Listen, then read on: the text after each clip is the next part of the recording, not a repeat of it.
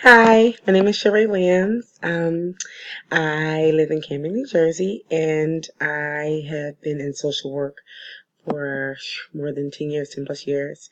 Um, I have worked with just about everyone. I've worked with ex-convicts. I've worked with um,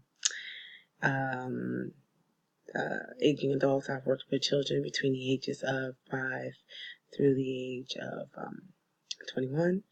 Actually, no, 24. I've done residential. I have worked with senior citizens.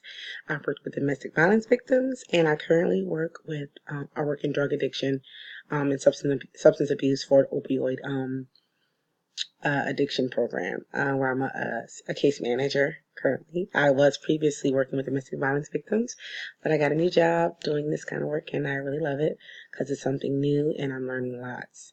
Um, I think that I guess the three assets that I would bring to learning about generalist social work would be just my experience with working in child welfare system, working let's see, with all the wonderful different populations and demographics I've been able to work with.